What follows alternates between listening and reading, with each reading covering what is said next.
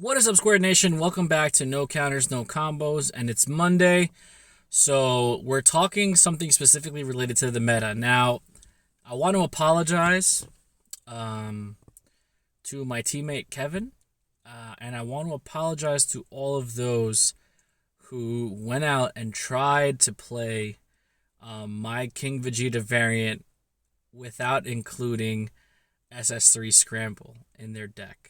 So I feel like I misinformed everybody. I tried to be edgy and I tried to be like, oh yeah, I don't need to play secret rares in this deck because the deck is just good. Well, I'm humbled today, and I just basically want to say that I was completely wrong.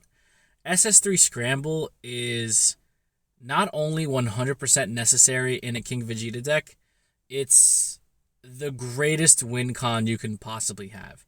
So let's look at this card and see what it does as a whole. So this is a secret rare from set 7. SSG Scramble, Raditz, Vegeta, and Broly, as you can see, the lovely artwork there. It's an ultimate, so you can only include one copy in your deck. It has a rival, red-green, 3 red energy, 2 green energy. Of course, it has energy exhaust. And its auto is when you play this card, choose one card in your life and place it in your drop area, then deal 2 damage to your opponent, which is insane. Also, auto when your opponent combos with a battle card with an energy cost of 2 or less, you can choose one card in your opponent's combo area and place it in the drop, in the owner's drop. So, like, they use a super combo, you can activate this auto, and you can send it to the drop. So it's not once per turn, it is an auto, so you save yourself some super combos. They still will get to draw off of their super combo. It's essentially very similar to Piercing Super Saiyan 2 Son Gohan, where the combo power is negated and the card is placed immediately in the drop area, but it still gets the auto from the super combo to draw if they meet the requirements. So why is this card necessary? Well, a lot of decks right now that were released in set 7, if you look at the archetype specific stuff, they don't have a lot of finishers. King Vegeta and Broly, specific examples of what I'm talking about. They're very good decks that function on their own, and they function on their own very well defensively, but they don't have any top end of their curve that's going to pressure for game, essentially. There's not one battle card that can do it by itself. It needs support from other things. So that's where you get a very functional secret rare to give you the over-the-top edge that you need in a red-green specific deck. Now, for Broly specifically, it does work a lot with, sending combo cards to the drop area, counter reversals and stuff like that. And obviously, because it's a red-green deck, it does have access to all the counter plays that were reintroduced. And because it's a red leader, it does have access to Denial of Hope, as well as the other counter attacks like After Image and Is That All You've Got? So it does make a pretty good argument for being something very strong. However, because it's a more defensive deck, there's not much that you can curve out as far as threats. So if we look at King Vegeta is the exact opposite. King Vegeta plays threats on board essentially for free, or for free, while also maintaining hand advantage and gaining resources. The good thing about King Vegeta, the thing that makes the deck very, very powerful in my opinion, is the ability to play threats on the board for no energy and then leaving your energy open for defensive purposes. So if you're on turn 2 moving forward, you're rarely going to tap out to play a creature or to play a battle card. You're going to use your leader's ability to free play it, draw a card, and then still have energy open for defense. Now, what gets me in King Vegeta is once you've made your big play, which is essentially turn 3 Awaken, you free play Caulifla, you free play the Kale, then you go into Kefla, and you just draw a ton of cards. There's nothing for you to do after that in a prototypical build that does not include the secret rare. Yes, you can continue to put pressure on the board by playing your 20k Vanillas or your 20k Cauliflas or anything else that might meet the requirement for the leader skill, but you're not finishing the game because King Vegeta has the lack of being able to play anything other than because King Vegeta cannot play anything other than Saiyan battle cards, you can't have access to Double Strike Champa or Double Strike Kai. So you're put in a very tough spot by having to finish your opponent with visible threats. What that means is your opponent is going to see everything coming.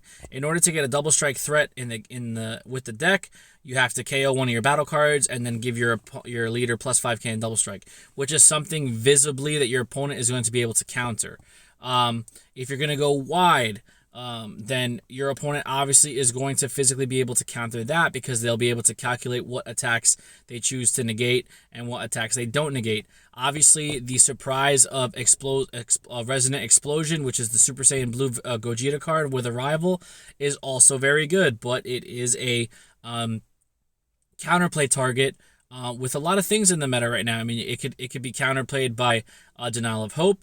It could be counterplayed by Hidden Power of the Saiyans, Vegeta the Cruel, Mach Speed Kaioken, or maybe not Vegeta the Cruel because it's not a 4-drop, but Mach Speed Kaioken really does hurt it because it's going to negate by 15 and it's going to essentially give you a 5k swing that you'll have to combo up to if you want to do damage. So they're very readable plays, for example. So if you have a very astute opponent who's going to be able to gauge what you're trying to do, they're going to stop you in your tracks. Now, what makes SS3 Scramble so necessary is the fact that it could be done on either player's turn because Arrival can be activated on either player's turn.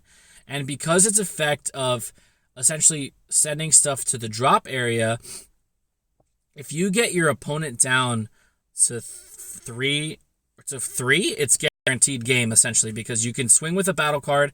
If they don't negate it, you could just dump cards and combo up for no reason, and then Arrival, and then immediately take 2 damage, and then they immediately take that one following damage because they're not going to be able to super combo out, gaining more resources. So essentially they're taking 3 damage right off the rip. And if they're at 4, you can get lucky. If you activate your King Vegeta skill to give it double strike and they don't negate it, you can essentially dwindle them down from 4 to 0 with that one specific swing. Now, again, yes, it's a 40k body. Yes, it is an 8-drop, so there's not much you can do as far as interaction is concerned. By itself, attacking this card does not win the game, but this card's Arrival skill is just so very powerful. It's going to put you in a very good position to ultimately win the game.